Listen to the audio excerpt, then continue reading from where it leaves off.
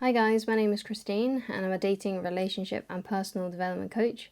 And today I'm talking about playing it cool and why playing it cool works really well when you are dating.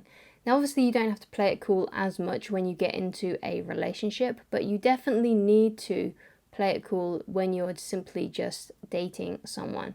And I see a lot of people going wrong where they come on too strong too soon, basically, and they are looking almost for like an instant relationship. Now, these are things that I definitely did when I was a teenager. Like, I would go from 0 to 100 all the time. Like, I would get a crush on someone, and then I would tell them that I loved them, or something like that, or I'd write them a love letter.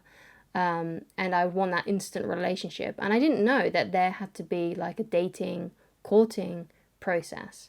And I'm not saying that it would have worked for me if I'd tried that as well, because I had a lot of trouble with falling in love with my straight friends at school and things like that. So that it probably wouldn't have worked out for me anyway if I did know about the courting thing. You know, obviously, if you are homosexual, then you need to date other homosexuals or bisexuals. If you're straight, you can't try and date a lesbian or a gay man or something like that. You have to obviously go with the people that are actually going to be attracted to you and actually want to date you. But my point is that when you are in the dating world, you have to be playing it cool. You can't go from 0 to 100 because it does put people off. And I see a lot of people go wrong with this kind of thing, where they've sent like love letters to the people that they like, and they've got flat out rejected because they've come on too strong too soon, basically. So what are some other signs then of coming on too strong? So I've written a list here of ways that you might be maybe not even knowingly displaying that is coming on too strong, and it could be ruining your chances of successful dates, getting someone out on a date with you. Or it could be like you've gone on a few dates with someone and suddenly they lost interest. Now, sometimes people just simply lose interest in you, and that's got nothing, it might not be anything to do with you, it might not be your fault, it might be just an incompatibility thing. But people often do mess up their own chances with someone who was attracted to them by coming on too strong. So here's a list of things that you need to kind of quit, right, when you start dating someone. So the first one is gift giving. So that means buying someone extravagant things way too early. And my wife told me about a story when she was dating before she met me, where she went on one date with a girl, and after the date, she got sent 2 bunches of flowers from this girl that she dated. And she just remembered thinking, this is way too much too soon. And ultimately, it put her off her. And another thing as well, she kept on getting messages from her as well. Like, she wouldn't leave her alone for a little bit. She would like send messages to my wife like, oh, was that too much? It's like, yeah, probably was too much if you sent someone 2 bunches of flowers after one date. When do you then give gifts? Because I know a lot of people out there show, there's their book, the love languages, right? And one of the love languages is gift giving. So obviously if that's the way that you express love and affection for someone, then obviously that's really important to you. But when do you start giving gifts to someone that you're dating? And I personally think, to be safest, give it to them when you're in a relationship. So when you two are actually exclusive, when it's Facebook official or whatever it is, on their birthday, at Christmas, those kinds of things. But if you're just dating someone and then somehow, let's say you've only been on a couple of dates with them and their birthday just happens to fall into one of those first few initial dates or something, it happens along that timeline of when you've only just started dating, you don't get them anything. And if you do get them something like a card, because you don't know them. You shouldn't get them something, you shouldn't give them a big gift, right? You shouldn't give them a big gift when you've only just been on a couple of dates with them and you're not yet in a relationship. You should only leave gifts, and especially expensive gifts, to someone who you're actually in a romantic relationship with, and that relationship is established. Both of you are both clear on the fact that you are boyfriend and girlfriend, or girlfriend and girlfriend, or boyfriend and boyfriend, whatever, right?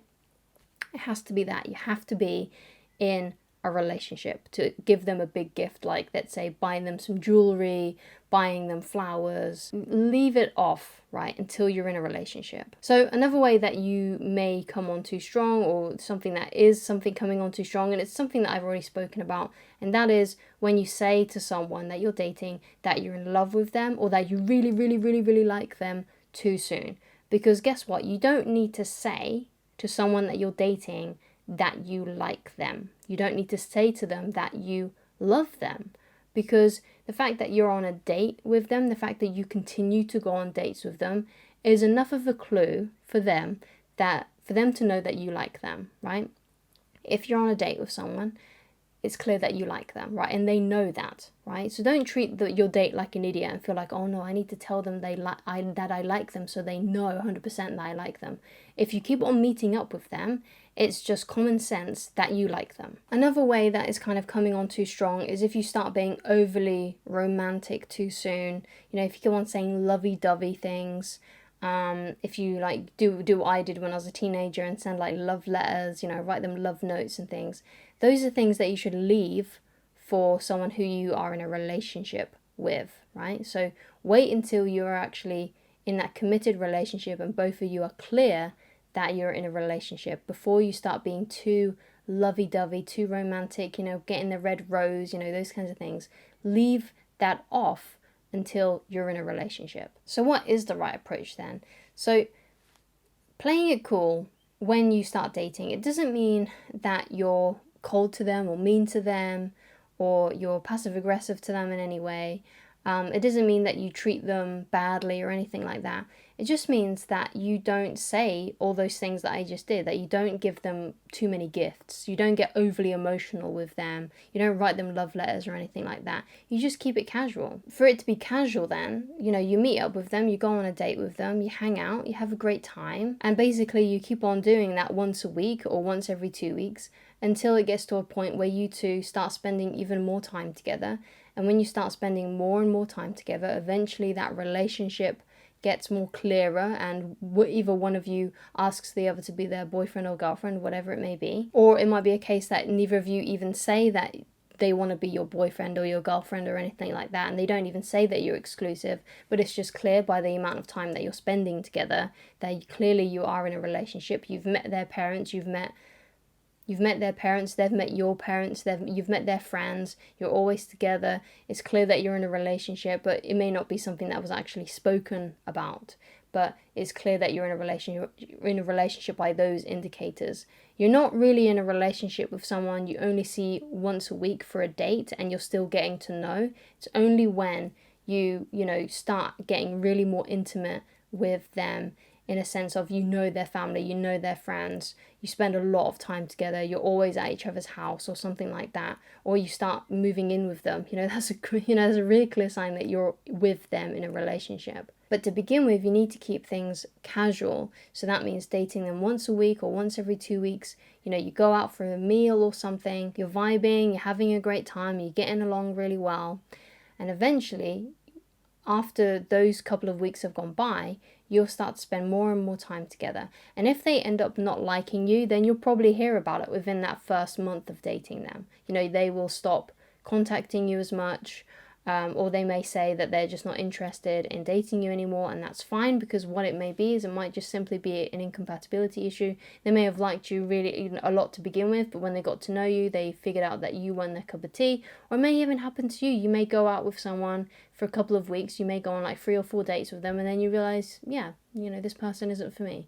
And then you have to be the one that lets them down. It always starts as a casual thing where there's not many two emotions in the mix. You're just getting to know each other, finding out about each other, having a good time when you're on a date with them, having an enjoyable experience, and just having that attitude of, I'm just going to see where things go. And that's basically the mantra that you should have in that first, let's say, 1 to 2 months of dating. The mantra is, I'm just going to see how things go with this person. I'm not going to get too emotional. I'm not going to get too attached. I'm just going to enjoy myself as I get to know this new human being who I'm dating. And if you have that attitude, then you're not going to come on too strong, and you're not going to put them off if they really like you.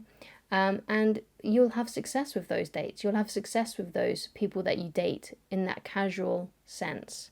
Now, like I said, it doesn't mean that you're cold. It doesn't mean that you're mean. It just means that you're not coming on too strong, right? And you enjoy yourself and you have fun with dating, as opposed to making it some serious thing, okay? Because it's not. It should be fun. It should be lighthearted. It should be an enjoyable experience as you get to know this new person in your life.